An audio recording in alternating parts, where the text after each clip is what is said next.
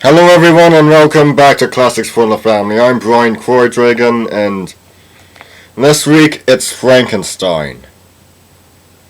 The book's 200 years old and is still one of the greatest stories ever written.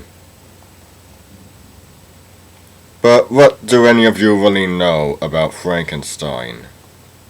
Did you know that the monster actually talked? That he was intelligent? That he could be malevolent? I doubt you did.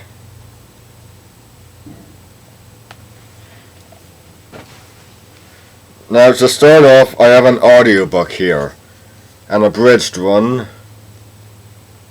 So if you want to start small, then start with this. It's really good.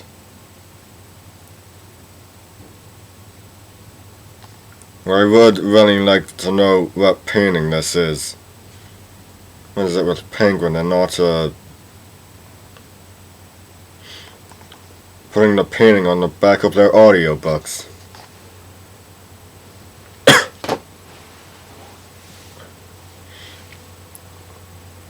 Now, continuing on, we start with the only graphic novel I've got.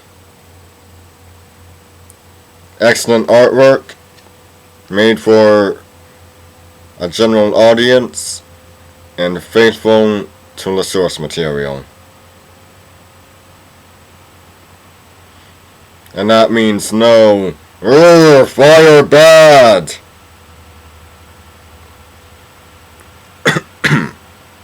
Yes, well, speaking of which, made in 1931 by Universal, this is essentially to Frankenstein what Super Friends is to Aquaman.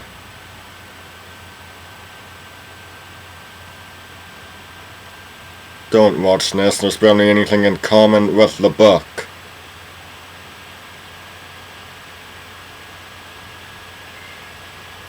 I mean, seriously, why rename Victor Henry and why rename his best friend to Victor Moritz? Why make the monster mute? Doesn't make him sympathetic. It makes him more like a rabid animal.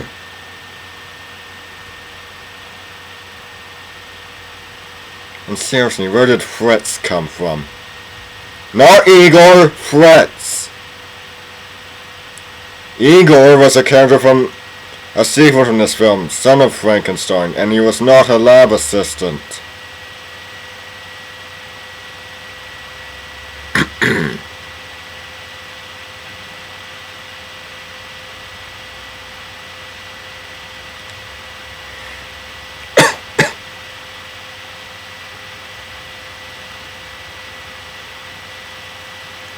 I'm not even fond of the happy ending this has. The monster is dead, Frankenstein's alive, Elizabeth is alive. Basically, a majority of the named characters are still alive. I mean, yes, the monster goes off to commit suicide in the book, but he was never trapped in a burning windmill. And now for the only other film adaptation I have, and one that's worth seeing much more. Of course, since that's rated PG and this is rated 14A, that's something you might be showing your younger relatives sooner. Directed by Kenneth Branagh, the world's greatest director, this is the second most faithful adaptation of the book.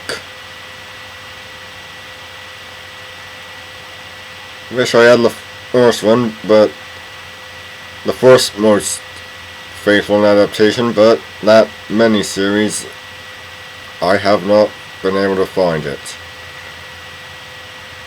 You've got Robert De Niro as the monster, Kenneth Branagh as Victor Frankenstein,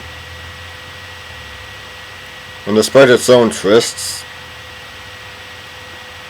it's much better than many things that have come before it. So, watch less. Not let James rail in mockery.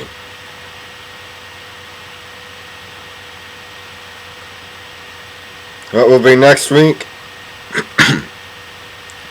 Isn't that a wonderful question, but I'll think of something. See ya!